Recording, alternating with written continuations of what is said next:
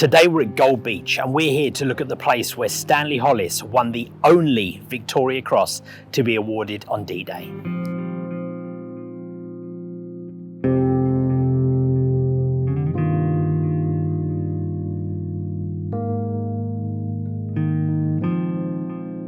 When you start to learn about D-Day, you hear countless stories of bravery and heroism. And that's why it's really hard to imagine that there was only one Victoria Cross awarded on D-Day. But that is the case. And today we're here to have a look at the spot where Stanley Hollis won the British Army's highest honour.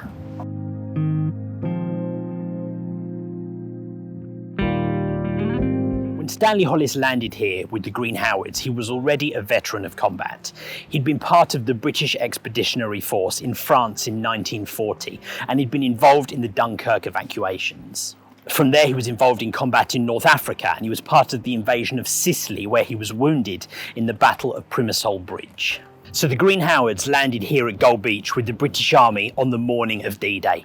They pushed forwards and started to advance along this draw that led up the hill here ahead of us towards their main objective.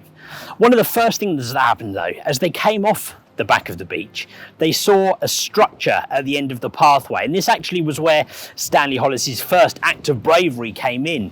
And turns out maybe it wasn't as brave as he initially thought, because they saw a structure and Stanley thought it was a German pillbox, and he charged it with his gun, firing at it. And when he got closer to it, he realised that actually it was a train stop.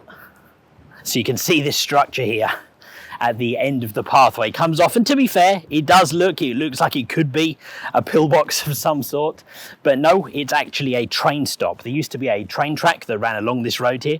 It's not here now, but this building here was a little train stop, and it was mistaken for being a German defensive position on D-Day.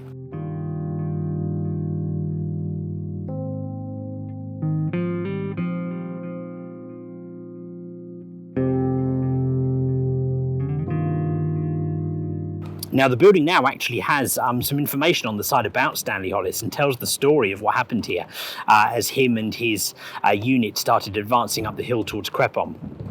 It tells the story of what happened here with this hut, and in fact you can see it is now called the Hollis VC Hut. So bit of comedy to start D-Day for Stanley Hollis. From here, the Green Howards had an objective of capturing the highway that ran between Cannes and Bayeux, which is up across the hill and the ridge here on the back of Gold Beach. Before they were able to do that though, they had to advance forwards and capture the German defensive positions up here on the hill. Now, as the men of the Green Howards advanced forwards here, away from the beach and up this hill, Stanley Hollis was advancing at the rear of his men. He was one of the senior officers, and as such would be at the rear of the column as they pushed forwards. The Green Howards had taken out several defensive positions here, and yet somehow as they moved forwards, they had missed a key defensive bunker. As they were moving up this hill here, Stanley Hollis got to about this point, and he sensed something. He had a sixth sense, or maybe he saw something up on the hill there, and he realised that there was a German defensive position, a German stronghold still there on the hill that now posed a huge risk to his men, who has advanced past that position and were at risk of being attacked from the rear by the Germans in that defensive position up there.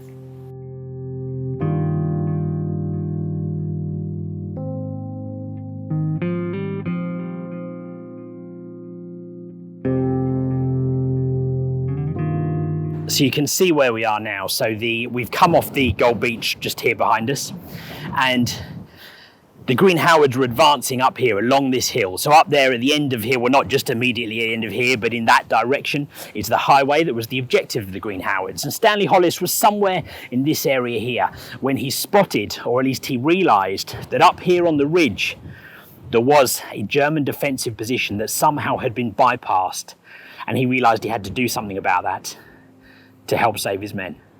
Now, he didn't have long to think about what he was going to do here, so Stanley Hollis decided that he had to charge that bunker.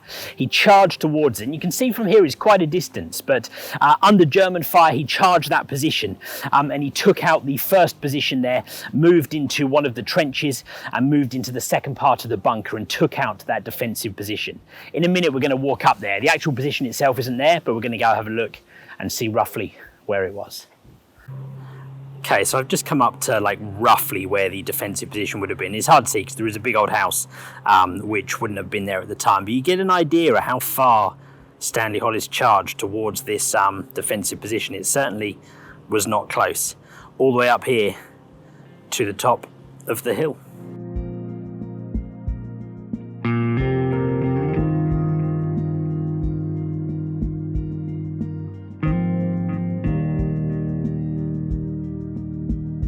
For his actions here on D-Day, moving off the back of Gold Beach, Stanley Hollis was awarded the Victoria Cross for his bravery in risking his own life to help protect his men as he took out the defensive position at the top of the hill. It's no doubt that he saved countless lives in doing so, because if the men had bypassed that position, and maybe if Stanley himself had not spotted it and they'd moved past, that German position could have attacked them from the rear, causing huge amounts of casualties.